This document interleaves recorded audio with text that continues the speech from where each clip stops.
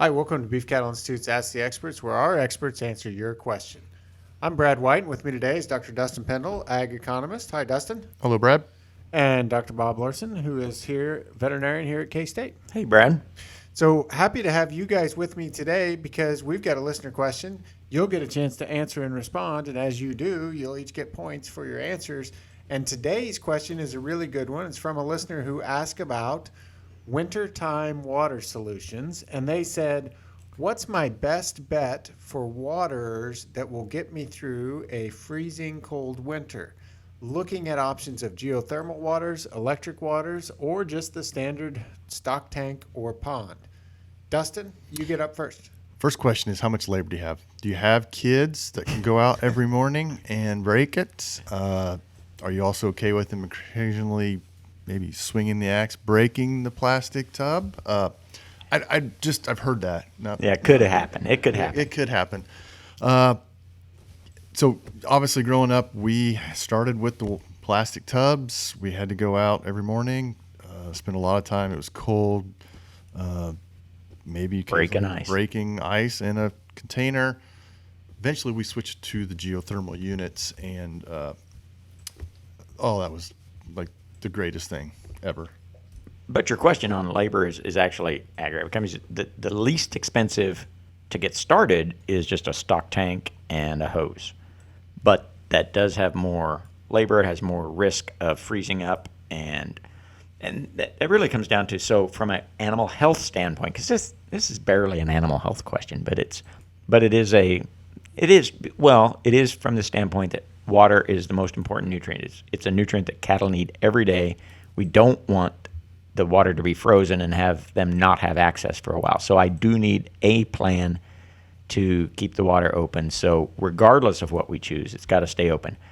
The other health issue, though, is with electricity, occasionally you can get a short in the system, and even though the water is not frozen, there's a current going through it and the cattle won't drink from it. And sometimes that's hard to pick up. So I do like the non-electric geothermal type of method so that I can avoid some of those problems, but I've got the cost in place. Yeah, so. No, you've got to take some time and dig and there's a cost to the geothermal. The trade-off, though, is how much time are you going to save yourself? How much time do you have to go out and break ice? Which I guess my one question is, where do you live? How often is it going to freeze, and how thick is it going to How much of a hassle is it? Yeah. Well, and then the one other thing that concerns me a little bit about the geothermal is a lot of times it's a relatively small access point. And so not a lot of cattle can drink in a day. And so it needs to be sized appropriate for the number of cattle that have to drink. So in those situations, a big tank is the easiest to get a lot of cattle to at the most. So there's really some trade-offs here. But the bigger the tank, the more surface area to freeze. And the more, yeah. So what's your recommendation? So my recommendation would be, number one, I'd want to know where they live. Because if you're talking, southern Missouri versus northern Illinois, that's some difference. And then also the other thing would be, how much labor do you have? How much time do you want to invest in a morning before work? Because like you said, water is critical. You have to get out there. You're going to have to break that. And so those would be my two questions for them. And my answer would depend on where they live and how much labor do you have? Bob? So I would say, if I live in an area where a frozen water source is likely to happen multiple times in the winter, if I don't have a plan, I would use, I would like the freeze, the geothermal type would be my preference. Although I could think of a situation where I would pick any of the above, but I'm going to go with that one.